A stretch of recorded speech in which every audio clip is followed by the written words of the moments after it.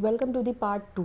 आणि मी तुम्हाला लास्ट व्हिडिओमध्ये सांगितलं होतं की आम्ही ऑन द वे आहोत आणि ऑन द वे त्याच्यानंतर उलट्या करण्याच्या ह्याच्यात होतो आम्ही. बट तोपर्यंत आम्ही पोचलो होतो बिकॉज 1-1.5 तास आम्ही तिथून स्टेशनवरून आम्हाला स्टेमध्ये यायला किती टाईम लागला होता असं. आणि मग ते दाखवत दाखवत मी तुम्हाला पोचली घरी. आणि घरी पोचल्यानंतर आम्ही मस्त फ्रेश झालो. व्ह्यू तुम्ही बघू शकता.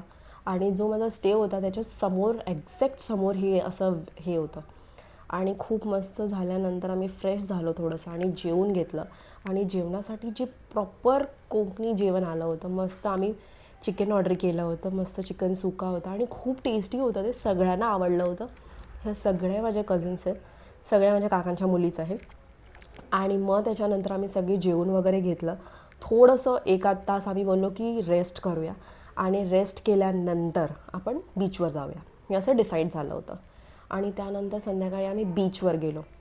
बीचवर गेल्यानंतर आम्ही थोडेसे व्हिडिओज वगैरे बनवले. मी थोडेसे शॉर्ट्स बनवले की ताकी मी ते पोस्ट करू शकेन. आणि ते तसे मी बनवलेसुद्धा आहेत आणि मी पोस्टसुद्धा करते. तर तुम्ही ते सुद्धा जाऊन लाईक करा आणि ते सुद्धा बघा, एन्जॉय करा आम्ही तसे. आणि आमचे व्हिडिओज जर तुम्हाला आवडले असतील तर त्याला खूप सारे चांगले चांगले कमेंट्स पण द्या की तुम्हाला कसं वाटलं. आमची जी ट्रिप होती आम्ही खूप म्हणजे खूप एन्जॉय केलं. आणि त्याच्यानंतर आम्ही ते झालं आणि मग घरी आलो. घरी आल्यानंतर जेवून झालं आणि जेवल्यानंतर आम्ही सगळं विचारलं की इथे काय आहे फिरण्यासाठी वगैरे. तर ते जे काका आले होते त्यांनी आम्हाला सगळं सांगितलं की इथे इथे एवढे पॉईंट्स आहेत, ते मी तुम्हाला सगळं दाखवणार. तर मग आम्हाला उद्या सकाळी हे बघायचं आहे. तर जशी मी सकाळी उठली, तो जो व्ह्यू तुम्हाला लिटरली मी दाखवते बघा. इतका मस्त वाटत होता मला तो व्ह्यू उठल्यावरती. मी जशी उठली, मी माझ्या रूममधनं बाहेर आल्याबरोबर हा व्ह्यू होता आणि लिटरली खूप मस्त होता. मी परत जेव्हा जाईन तेव्हा मी माझ्या जर फॅमिलीसोबत जेव्हा जाईन तेव्हा आम्ही तिथेच राहणार आहे, मी असं डिसाईड केलं आहे. आणि मी त्यांच्यासोबतसुद्धा जाणार.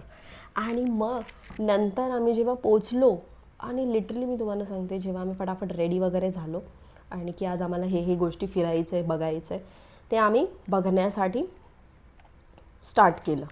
मी ह्या व्ह्यूमध्येच अडकली होती फिलहाल तरी, बिकॉज ते व्ह्यू खूप मस्त होतं. तुम्ही बघू शकता. लिटरली असं वाटत होतं जर ह्या जागेवरती मी असं विचार करते की मी रेनी सीझनमध्ये आली असती तर किती मस्त वाटलं असतं असं. बट ठीक आहे की गरमीमध्ये आली आहे तर आणि आम्ही खूप एक्सप्लोअर करण्यासाठी बिकॉज आम्हाला टाईम नव्हता म्हणून. आणि मग नंतर आम्ही फटाफट जाऊन रेडी झालो. त्याच्यानंतर नाश्ता करण्यासाठी गेलो तर मस्त पोहे मागवलेले, मी चाय ऑर्डर केलेली बिकॉज मला चाय प्यायला आवडतंच. आणि मग त्याच्यानंतर आम्ही सगळे चाय नाश्ता वगैरे केलं बिकॉज आम्ही कमी न खाल्लं होतं. बिकॉज बघू पुढच्या भाग